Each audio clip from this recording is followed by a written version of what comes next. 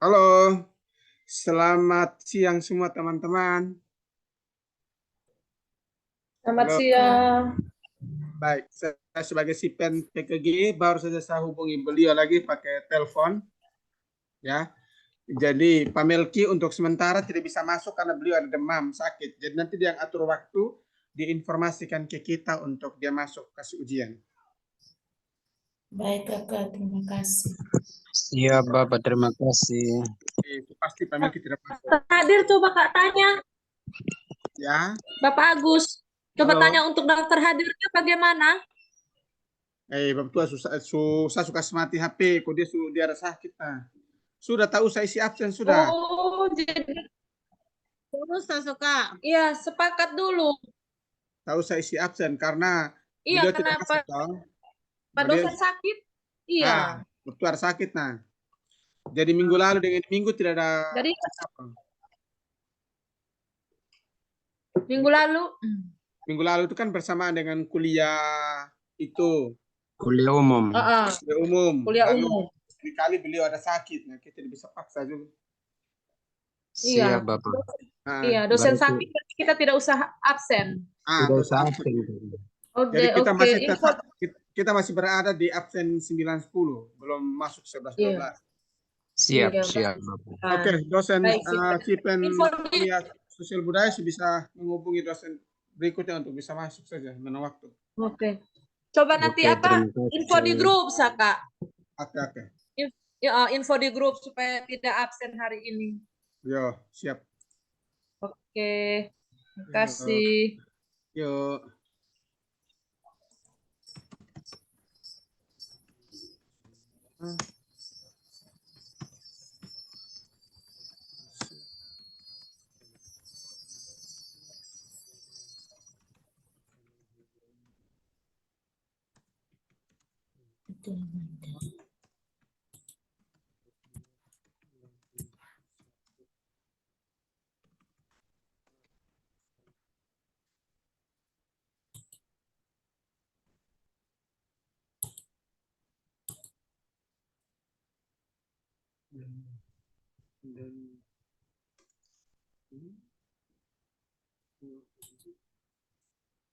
Info.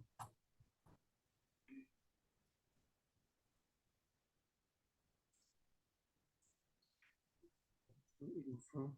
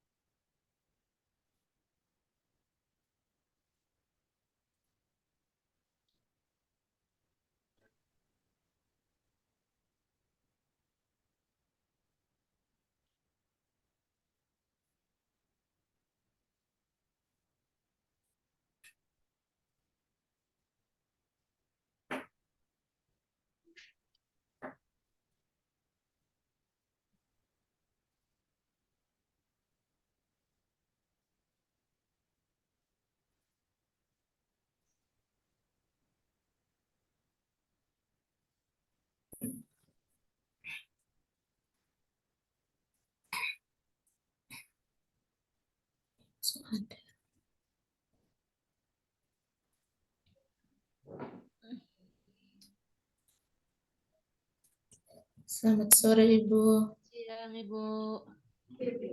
Selamat sore. Sore, Ibu. Selamat sore, Ibu. Sudah sore ya di Kupang. Iya, sudah sore, Bu. Iya, Ibu. Di Semarang menjelang sore. Baik, kita mulai. Kita bisa mulai sekarang ya, Bapak Ibu. Kita Ya, lanjutkan. Bu. Oke, selamat siang. Salam sehat selalu. Ketemu lagi kita di mata kuliah Sosio Budaya Dasar ya. Kita lanjutkan. Minggu lalu Bapak Ibu sudah mempresentasikan artikel-artikel penelitian yang menggunakan kerangka teori determinan perilaku yang dikemukakan atau ditemukan oleh Lawrence Green. Nah, hari ini saya akan melanjutkan kerangka teori yang lain ya, tetapi hampir sama. Semua kerangka teori penelitian-penelitian sosial itu hampir sama, hanya membedakan faktor atau variabel atau determinannya saja yang kadang dimasukkan ke kotak sini, dimasukkan ke kotak situ, hanya itu. Tapi prinsipnya sama.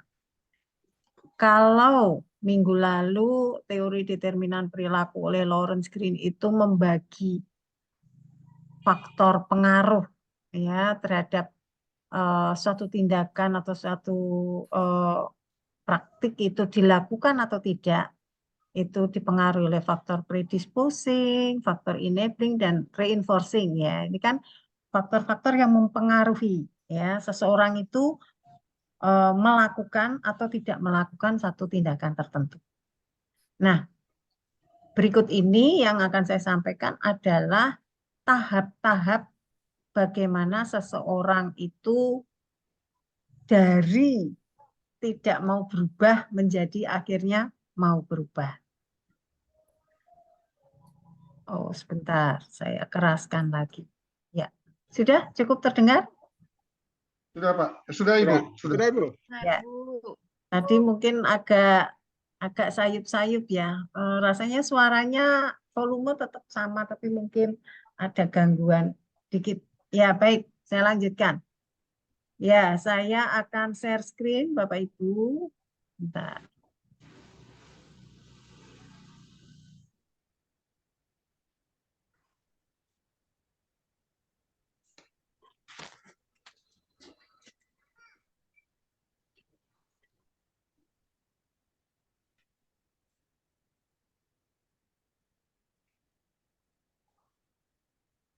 Ya, yang saya sampaikan hari ini, siang hari ini adalah kerangka teori Trans-Theoretical Model atau disingkat TTM. Biasanya orang nyebut TTM. Nah, bukan teman tapi mesra ya TTM-nya. Tapi Trans-Theoretical Model. Ya, ahli yang mengemukakan TTM ini adalah Prokaska namanya. Ya, namanya Prokaska. Jadi kalau teori determinan perilaku kemarin itu dikemukakan oleh Lawrence Green, maka trans-theoretical model ini yang mengemukakan namanya Prokaska. Ya. Nah, apa itu teori trans-theoretical model? Ya. Dia punya nama lain stage of change, jadi tahap-tahap perubahan. Ya. Ini merupakan perubahan perilaku yang didasari oleh kesiapan seseorang untuk memiliki tindakan yang lebih sehat, memberikan sebuah strategi atau proses perubahan untuk membantu seseorang berperilaku sehat dengan tahapan perubahan dan pemeliharaan kesehatan. Jadi teori ini menggambarkan satu proses perubahan perilaku yang didasari oleh kesiapan seseorang. Ya, perubahan ini tentu perubahan yang disengaja, yang disadari. Ya, jadi bukan perubahan yang otomatis atau alamiah, tapi perubahan yang direncanakan, yang dilakukan dengan kesadaran penuh, ya, untuk memiliki sebuah atau suatu tindakan yang lebih sehat. Nah, stage of change ini, tahap-tahap perubahan ini, ya, tahapnya ada 5, Bapak Ibu, ya. Tahap yang pertama ini disebut pre-contemplation, ya. Tahap berikutnya namanya contemplation. Kemudian tahap berikutnya preparation atau persiapan. Lalu sampailah pada tahap action, ya, atau tindakan. Kemudian tahap maintenance, ya, maintenance untuk kemudian kembali ke pre-contemplation. Ya, begitu seterusnya dia melingkar dalam sebuah siklus perubahan seseorang dimulai dari pre-contemplation, contemplation, preparation, action, dan maintenance. Nah, ya, kita lihat satu persatu. Ya, yang pertama pre-contemplation. Pada tahap atau stage pre-contemplation ini seseorang belum punya niat untuk berubah. Ya. Ketika seseorang tidak memiliki niat untuk mengganti perilakunya, itu ya kalimatnya. Gampangnya, ketika seseorang belum mau atau belum punya niat untuk berubah. Nah, kenapa dia belum punya niat untuk berubah? Itu banyak faktor, ya. Bisa jadi dia belum pernah mendapatkan informasi tentang perilaku sehat. Dia belum pernah mendapatkan edukasi atau belum pernah dapat informasi tentang suatu perilaku sehat. Atau ya, dia sudah pernah mendengar, dia sudah pernah mendapatkan informasi, membaca mungkin, tetapi tidak sampai pada konsekuensi. Ya. Artinya informasi yang diberikan itu hanya misalnya cuci tangan pakai sabun atau buanglah sampah pada tempatnya. atau taati protokol kesehatan, selesai. Tapi dia tidak mendapatkan informasi tentang akibat atau konsekuensi kalau tidak melakukan tindakan tersebut. Bahayanya apa? Karena kadang-kadang orang itu mau melakukan atau tidak melakukan satu tindakan itu kan berdasarkan ketakutan ya. Takut akan bahaya.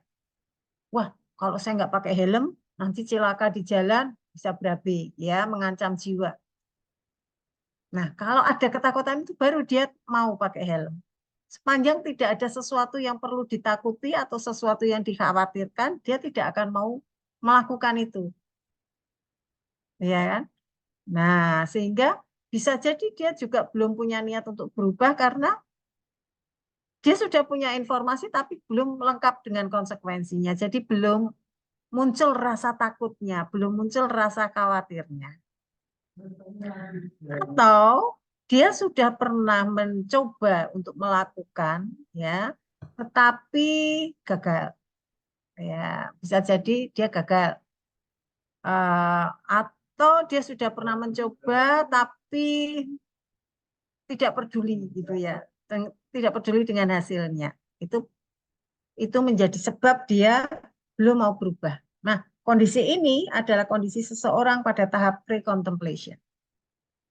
Tahap berikutnya, tahap contemplation.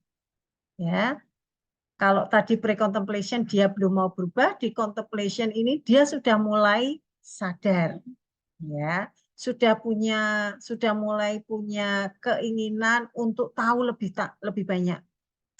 Apa sih sebetulnya COVID itu? Kok kayaknya orang kok pada heboh ya? Orang kok pada ketakutan, memang ada apa sih dengan COVID? Apa sih bahayanya COVID? Nah, sudah mulai ada itu. Ya. Jadi dia sudah mulai punya kesadaran tentang masalah yang akan atau bakal dihadapi. Bahwa dia termasuk orang yang berisiko. Nah, ini sudah punya kesadaran. Sehingga kalau dia sudah menyadari, maka dia kemudian membentuk komitmen. Wah, ternyata bahaya juga nih kalau saya tidak memperhatikan hal ini. Nah, jadi sudah mulai komit. Oke deh, terus gimana ya caranya mencegah? Gimana ya supaya saya nggak kena COVID? Nah, patuhi protokol kesehatan. Apa sih protokol kesehatan itu? Memang kita harus ngapain aja? Ya, ini dia sudah mulai kepo, dia sudah mulai pengen tahu. Ya, karena apa? Karena dia sudah mulai sadar, wah saya harus berubah, saya harus melakukan tindakan itu. Karena kalau tidak bahaya bagi kesehatan, mengancam jiwa dan sebagainya. Sehingga dia butuh banyak informasi. Nah, pada tahap ini meskipun dia sudah punya atau sudah dapat informasi, dia masih mau menimbang-nimbang lagi dulu. Jadi belum memutuskan.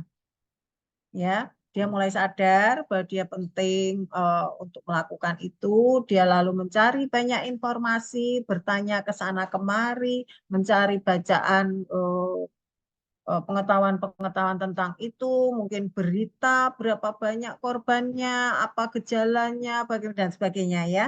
Tapi dia masih menimbang-nimbang untung dan ruginya. Wah, kalau harus beli masker, saya harus menyediakan tempat cuci tangan, saya harus membatasi bepergian, bagaimana dengan bisnis saya?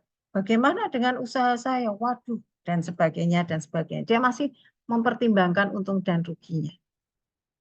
Ya, ini orang di tahap contemplation. Tahap berikutnya preparation. Nah, pada tahap ini orang sudah punya keputusan. Ya, setelah dihitung untung dan ruginya, ya, positif negatifnya. Iya, saya memang harus menerapkan protokol kesehatan. Misalnya begitu.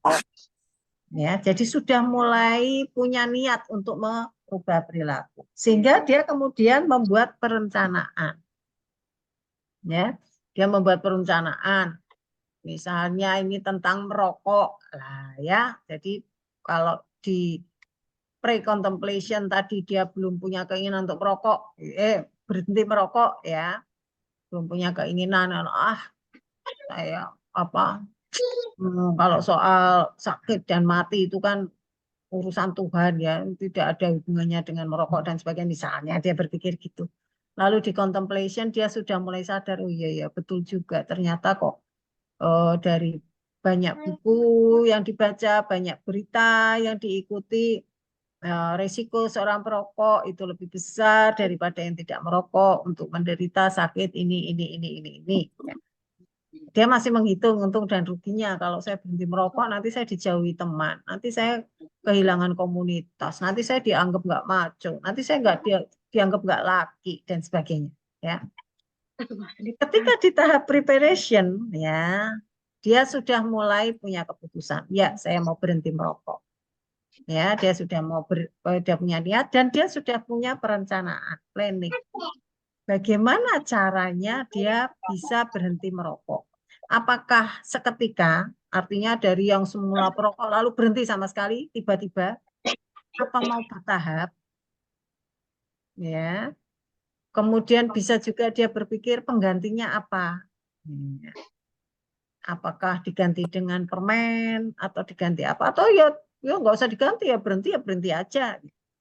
Nah, ini sudah mulai dipikirkan atau mulai dirancang di tahap preparation. Ya. Kemudian kalau sudah mempunyai ketetapan perencanaan atau strategi atau langkah-langkah, ya, maka ya dia akan melakukan. Ya, dia yakin bahwa dia dapat melakukan. Maka terjadilah action. Ya, kalau sudah action berarti dia sudah melakukan. Oh ya betul, dia sudah berhenti merokok. Ya, dia sudah menetapkan, berkomitmen pada dirinya sendiri bahwa saya akan berhenti merokok. Sudah dilakukan di action ini. Ya. Tahap berikutnya maintenance. Ya. Apanya yang di maintenance? Ya, emangnya mesin. Emangnya mesin motor, mesin mobil perlu ada maintenance, ada servis. Jangan salah, perilaku juga perlu di maintenance. Ya, karena apa? Masih ada risiko atau kemungkinan seseorang kembali ke perilaku lama. Masih ada kemungkinan seseorang kembali ke kebiasaannya yang lama. Ya. Sehingga harus dipastikan dengan maintenance ini, ya, di mana individu telah membuat perubahan atau perubahan besar lah dalam gaya hidupnya dan berusaha mencegah perilaku lamanya kembali. Ya, mereka tidak mengaplikasikan proses sebanyak ketika tahapan action dia hanya memelihara saja, jaga-jaga, ya, stop. Gitu ya, jangan coba ada yang mempengaruhi saya untuk kembali merokok, jangan ada yang menggoda saya untuk kembali merokok, jangan ada yang merayu saya untuk kembali merokok, saya sudah yakin dengan pilihan saya, gitu ya. Nah, ini maintenance, ya. Kalau dia lulus di tahap maintenance inilah dia sampai pada titik akhir dari satu proses perubahan perilaku yang disebut termination atau akhir perjalanan prosesnya. Di sini individu telah berada pada tahap percaya diri 100% dan terhindar dari godaan untuk kembali ke perilaku lama. Untuk kembali ke perilaku yang salah. Nah, itu proses termination. Nah, ini keseluruhan rangkaian dari proses bagaimana sebuah perilaku itu berubah ya dari tahap pre-contemplation, contemplation, preparation, action, maintenance, dan termination ya. Termination itu akhir, terminal kan, termination. Ya, dengan masing-masing tadi prosesnya yang dialami oleh seseorang ketika pre-contemplation dia ngapain, ketika contemplation dia ngapain, preparation dia siap apa, action dia lakukan apa, maintenance dia lakukan apa, dan ketika termination apa yang terjadi pada diri individu tersebut. Itulah teori Trans-Theoretical Model atau TTM. Kata lainnya stage of change, tahap perubahan. Nah, begitu Bapak Ibu. Ada yang mau ditanyakan? Ya, mungkin setelah ini saya akan kirim materinya ya Bapak Ibu. Meskipun di modul praktek Bapak Ibu sudah bisa baca, di situ sudah ada. Saya akan kirim kembali khusus yang PTM ini, berikut PPT-nya, dan ya seperti biasa supaya makin bisa memahami ya, mendalami. Kalau diberikan contoh itu akan lebih paham ya. Iya. Kalau hanya menjelaskan tanpa contoh kadang-kadang sulit diterima ya, sulit dipahami. Tapi kalau sudah ada contohnya lebih nyata gitu ya. Contohnya berupa apa? Contohnya berupa artikel penelitian. Ya, kembali lagi supaya bisa juga barangkali mengilhami, menginspirasi Bapak Ibu dalam menyusun penelitian masing-masing. Ya, jadi nanti saya akan kirimkan juga 4 artikel untuk nanti Bapak Ibu diskusikan dalam 4 kelompok, dan minggu depan kita bisa presentasi seperti yang sudah-sudah. Begitu Bapak Ibu, nggak lama-lama. Ya, Bu. Ya, Bu. Terima kasih. Terima kasih. Gitu ya. Iya, Ibu semua, Bapak Ibu semua ini kan sudah jam 4 ya kalau di Kupang. Ya, 3:30, Bu. Iya. Jam Ini beberapa sudah di rumah mungkin ya. Sudah, Bu. Bu. Sudah, Ibu. Sudah, Bu. Ya. Iya, Ibu. Sudah, Ibu. Baik, nanti saya akan kirimkan melalui Pak Tony ya, selaku Sipen untuk mata kuliah sosial budaya dasar, materi kuliah hari ini, PPT-nya juga 4 artikel untuk didiskusikan dan dipresentasikan minggu depan. Gitu ya Bapak Ibu sekalian? Iya, Ya, Bu. terima kasih, Bu. Terima kasih, Bu. Ya, Ibu. Baik, saya akhiri. Selamat sore, salam sehat selalu. Selamat sore, sore, Ibu. Bu. Terima kasih. Terima kasih. Kembali kasih.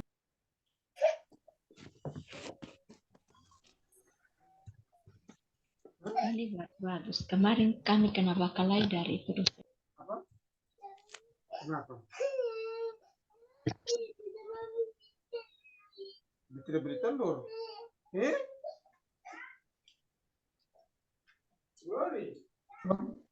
Teman-teman semua habis toh? Sudah, Kak. Pertemuan keberapa ya? Tahu beda tuh bingung. Pertemuan Itu lupa nih. Keberapa? 13, 14. 13, 14. Paling tahu. 13, 14. 13, 14. Iya, Kak. 11, 12. 13, Terima kasih banyak. 14, 16. Teman-teman, ini usul saya teman-teman, tolong kita semua melihat kita punya di Healthy, kemudian lihat di daftar hadir. Kalau kita sudah terakhir nih, coba kita koreksi kita sudah terakhir. Kalau ada yang lowong, ada ini diisi lagi ya. Saya lihat ada beberapa yang mungkin lompat tuh, ada yang 1, 2, langsung 5, 6, langsung 8, karena mungkin kemarin-kemarin kita baru awal jadi masih bingung-bingung, tapi dilihat dengan tanggalnya berurutan, kalau tidak ada libur, diisi saja ya. Karena jangan sampai ada yang lowong seperti itu. Termasuk Siap, saya juga. kakakku. Jadi dilihat baik-baik. Ini kan kita minggu depan, minggu terakhir, jadi coba kita lihat baik-baik dulu ini di apa. Kemudian yang PKG ini kita absen atau tidak? Absen Sako? Kakek tak usah. Hari Pak, absen. Absen, Kakak. Absen. Kalau Karena minggu lalu kita, Saya sudah absen tadi, Om. minggu lalu kita tidak absen. ya minggu lalu tidak absen. Ya, berarti hari ini kita absen satu. Iya. Atau kemana? Betul absen, nah. Betul absen tadi, nah. Tidak, maksud tanya sipennya dulu tuh. Ini disimpan ada omong nih. Kalau menurut saya Ya, sih tidak perlu. Karena Ini suara diputus-putus lagi. Sipen PKG itu. tapi kalau mau absen ya sepakat saya semua kita isi absen. Itu saja. Tapi menurut beta Bapak sonde usah absen karena dosen sakit, tidak ada materi. Iya. Dosen Kecuali ada termasuk- tugas baru kita absen. Betul, Kalau begitu kita berarti Baru kita absen 2 kali, toh. Ya, minggu depan Oke, nanti ada besok. kesalahan teknis pengisian akta. Minggu Tidak, minggu ini depan baru nanti sekali. ini nanti usul saja, coba nanti tanya ke Kaprodi ya. Seandainya dosen yang tidak masuk atau itu bertentangan dengan absen kami supaya Nanti saya tanya Pak Bobi bisa. lagi. Oke. Siap. Pak Bobi kan perwakilan kita. Pak Bobi itu perwakilan kita dari ini. Coba Ya. tanya dulu supaya ke Sebentar, depan tanya Pak Bobi. ini lagi. Hen, Tahu Ya, selesai. kira yang absen salah-salah dong tuh yang belum isi itu coba tanya Kak Bumi bisa hapus tidak yang pendobelan yang buat salah tuh bisa penghapus nanti lalu kita isi ulang bisa tidak? Jadi bisa. Isi saja, tidak apa-apa. oh isi sana. Isi saja, tidak tidak apa-apa. Oh, oke. Nah, jadi ini yang PKG kita absen kok? Soalnya. Tidak. Oh tidak. Tunggu saya info dengan Pak Bobi dulu ya. Nanti baru saya Oke. info teman-teman PKG. Yo. Iya. Kalau yang ini 13 Jadi 14 pertemuan toh? keberapa? Ini 13 Sosial dan 14 budaya ini. nih, sosial budaya nih 13-14. Yo, betul. Oke. Betul. Oke. Jadi kita ini live sudah kok? Kita live su. Oke, Live, selesai. Oke. Oke, terima Nanti kasih. ada Dengan informasi Tony di kirim grup tugas, kawan dong, Pak Saudara dong. Yo, Ya, dengan mari semua salam sehat. seperti ini nih. Kita bagus. Cuaca Ya, yang model begini oke. kita live su ya. Selamat sore semua. Selamat sore. Selamat sore semua. Sampai ketemu besok. Ya, Nanti beta kirim tugas PD apa ya? Kirim PD grup ya. Ibu ada barusan kirim ini. Bapak atur siapa? Bapak atur siapa? Kirim ke mana nak kirim su? Kita tunggu sa. Presentasi yo. Itu tapi Om begini ini Ibu Ani jangan sampai Ibu Ani yang biasa tukang protes itu Ibu Ani Amatan itu. Oke, besok kita live su ya. Selamat sore semua. Yo, terima kasih yo. Selamat sore semua. sore. Shalom.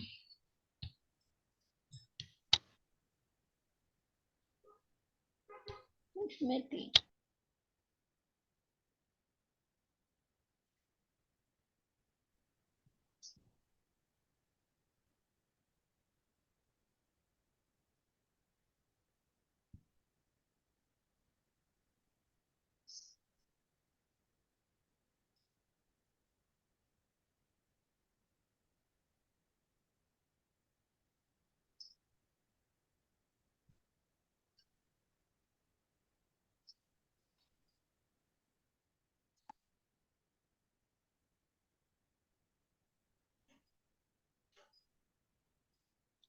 Praktek 1650.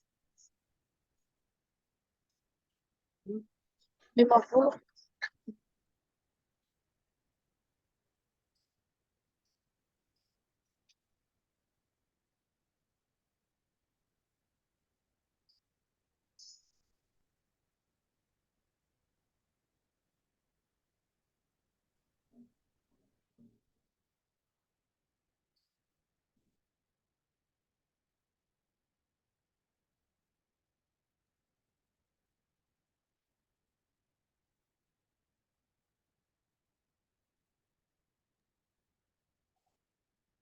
Ibu Sipen keluar su, masih buat apa sih itu le? Setan banyak di situ.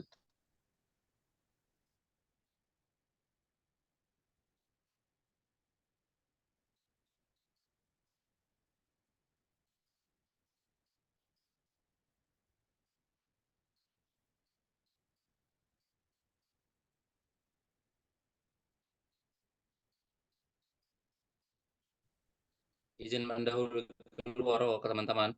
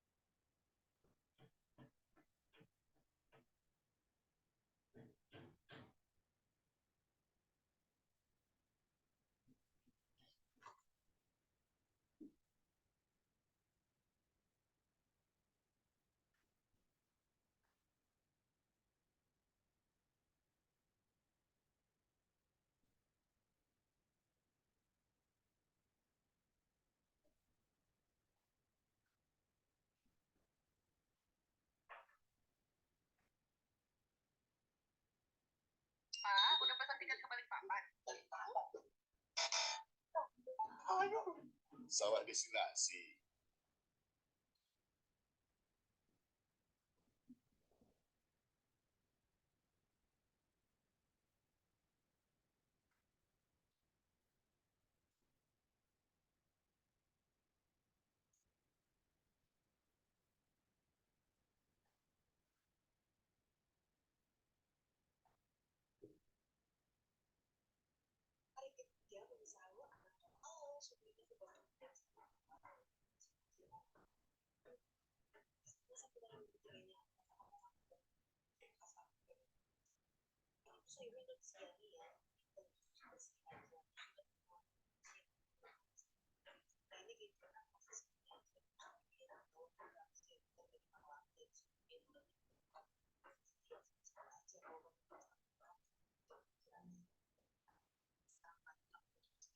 Biasanya cuma pakai bumbu irisan bawang merah, bawang putih, cabai sama tomat, diiris-iris terus udah tinggal dimasukin aja. Oh ya kemarin aku ada sempat baca komen katanya genjer ini pahit, enggak loh, itu nggak pahit sama sekali. Terus juga tuh rebus lagi, menurut aku tuh enak-enak aja kok, nggak pahit, nggak apa gitu, biasa aja deh kan. Oke ini genjer udah matang, udah tinggal aku makan aja. Ini aku makan semuanya ya, jadi langsung habis. Kalau tudainya enggak sih, hari ini banyak banget terus pedes juga. Ini ya makan sahurku hari ini, jangan lupa minum air putih. Setelah itu baru deh makan, jadi stok buah di kosan tuh udah habis, makanya tuh aku cuma ada buah kurma aja. Karena tadi malam aku mau keluar itu kayak udah males banget rasanya, jadi palingan nanti deh pas pulang kerja sekalian mampir beli buah, karena kalau udah nyampe kos mau keluar lagi tuh ya Allah mager banget. Nah, ini aku udah selesai sahur, jangan lupa ya setiap habis makan itu piringnya langsung dicuci ya, pas pulang kerja nanti tuh aku udah nggak perlu beres-beres lagi, udah tinggal masak aja buat buka puasa. Terus selesai semuanya bagian dapur, aku tinggal balik ke kamar buat ngeberesin kasur, karena habis ini aku mau nyapu-nyapu dan nyetrika baju. Aku juga nyapunya cuma sehari sekali, cuma pas habis sahur ini aja, pas udah pulang kerja itu udah aku udah nggak nyapu-nyapu lagi. Oh ya, ini imsak di tempat itu jam 4.52 ya, aku daerah Kaltim, Kutai Timur. Ini pas aku nyapu-nyapu kayak kurang 3 menitan gitu udah imsak, jadi aku cepet-cepet buru-buruin aja karena nanti aku nggak sempat minum. Nah ini udah selesai semuanya beres, aku nyempatin minum dulu, takutnya nanti imsak ya kan. Terus aku lagi ngerjain kerudung sama baju yang mau aku pakai hari ini hari Kamis, jadi jadwalnya pakai batik. Udah selesai semuanya, aku tinggal mandi aja karena habis mau siap-siap berangkat kerja. Ini aku udah siap-siap berangkat kerja. Ini aku udah buru-buru banget karena doa pagi itu jam 7, jadi udah deh segitu dulu, semoga suka ya. Bye.